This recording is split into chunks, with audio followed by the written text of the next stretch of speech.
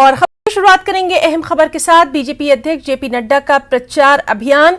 चंबा के डलहौजी में जनसभा का कार्यक्रम है। ऊना के कूटलेहड़ में जनसभा का कार्यक्रम है। वीरेंद्र कंवर के लिए वोट की अपील। कांगड़ा बीजेपी की बैठक में होंगे शामिल। तो चुनाव प्रचार की रणनीति पर भी होगी चर्चा। तो इस वक्त की अहम खबर, बीजेपी अध्यक्ष जेपी नड्डा का प्रचार अभियान, जहां वो चंबा के डलहौजी में जनसभा का उनका कार्यक्रम है। साथ ही ऊना के कूटलेहड़ में भी जनसभा का कार्यक्रम है। वीरेंद्र कंवर के लिए वोट की अपील करेंगे। कांगड़ा बीजेपी की बैठक में भी शामिल होंगे।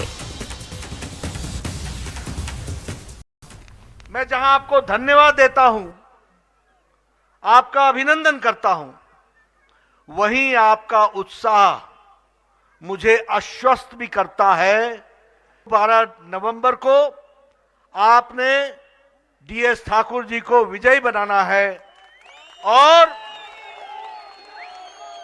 8 तारीख को आपने इनको विधानसभा में भेजना है।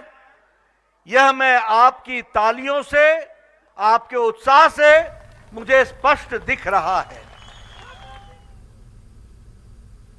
एक और अहम खबर, हिमाचल दौरे पर रक्षा मंत्री राजनाथ सिंह को चुनाव प्रचार की कमान। सोलन के अर्की में जनसभा का उनका ये कार्यक्रम है। कांगड़ा के देहरा में भी जनसभा का कार्यक्रम है। बीजेपी प्रत्याशियों के लिए मांगेंगे वोट। तो एक और अहम खबर, हिमाचल दौरे पर रक्षा मंत्री राजनाथ सिंह को भी चुनाव प्रचार की कमान। सोलन के अर्की, साथ ही साथ कांगड़ा के देहरा में जनसभा का उनका कार्यक्रम है और बीजेपी प्रत्याशियों के लिए वो वोट मांगेंगे।